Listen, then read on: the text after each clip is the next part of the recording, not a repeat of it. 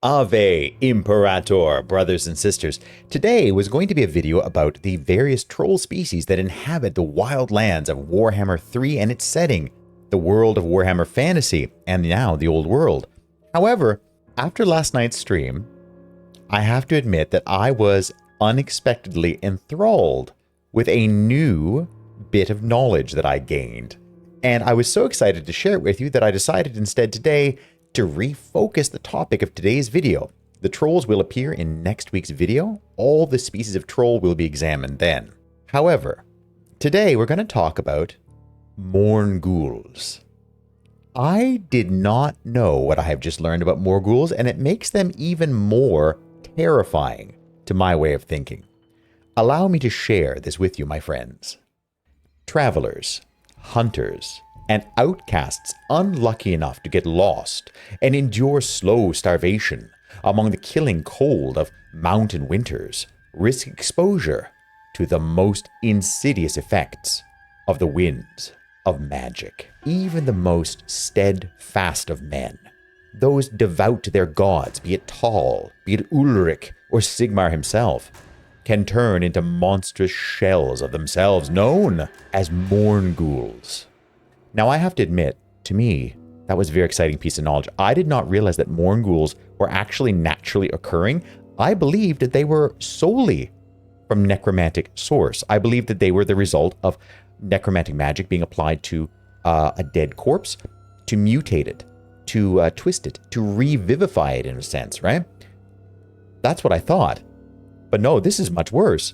This means if you die alone, frozen in a mountain, and of which that's probably a very common fate, you can become a Mourngul in your moment of death. The winds of magic themselves will come alive to reanimate you, to turn you into this hideous monstrosity. Mournguls are insatiable, razor-thin creatures of frostbite, cracked bone who dwell in the high, chill barrens, feasting upon all those who encounter them. Considered neither living nor dead, it is notoriously difficult to subjugate these ghastly specters, but some who undergo the twisted transformation are forced into enslavement by the right necromantic knowledge. So here again, this was my sense. This is where the confusion came from, entirely. I had believed that they were entirely and completely necromantic constructs. This is not the case. This is opportunism on the part of a necromancer with the right knowledge. This is very, very exciting. They do, again, like crypt ghouls or crypt horrors, they do consume flesh, right? They still have a sort of a gut biome of sorts, I suppose, to maintain. How that exactly invests them with power, whether that's a byproduct of the dark magic that seeped into their bones upon the moment of their demise. Because as I said, in the lore, as it's established, they live on the cusp. They're not entirely dead, but they're certainly not entirely living either.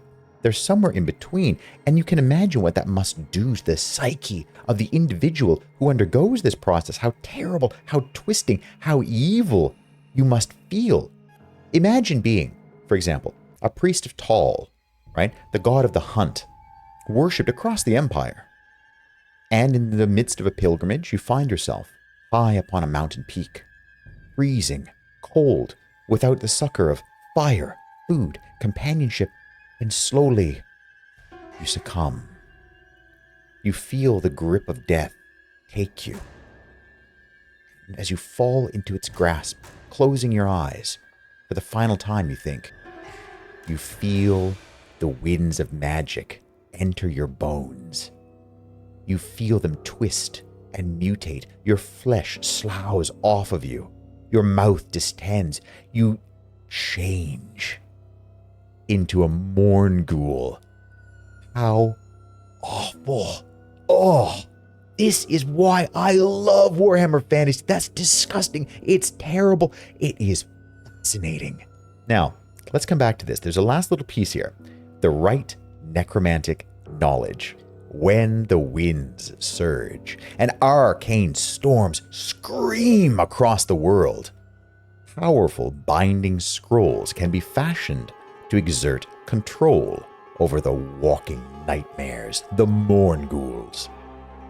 This makes it possible to create small bands of lesser Mournguls to do the necromancer's bidding. Such creatures are less autonomous, but no less ravenous or able to kill. So again, this suggests something interesting. The Mournguls that we see in Warhammer 3, for example, are not Mournguls as they might exist in a more, I hesitate to use the word natural, but I feel that's the only one that really fits, right? They are not autonomous. They are under the control of the necromancer. They are slaved to their will. But terrifying, because they're still doing something that, regardless of the nature of the person who died, something they still deeply want to do. This lore, friends, came from the Legendary Lore mod that I highly recommend you install. Legendary Lore and Heraldry and Banners are two of the mods that I can no longer do without in any of my games. I recommend both of them. I will put a link to the description below. But this Legendary Lore mod is giving me these little drip feeds of things like this. Things that I did not know about the Mournguls. Again, I had assumed entirely that they are a necromantic construct. Imagine my surprise when I found out that that was not the case, actually. They are instead these monstrosities who fell through no fault of their own and awoke again as a beast who lives on the cusp between life and death, a beast who hungers insatiably but can never fill their belly. Horrible, horrible.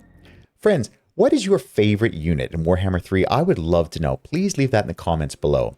Also this week, we'll see the return of our Warhammer 3 first 30 turns. We'll be doing the reunification of Grand Cathay, not Cathy, Duchess.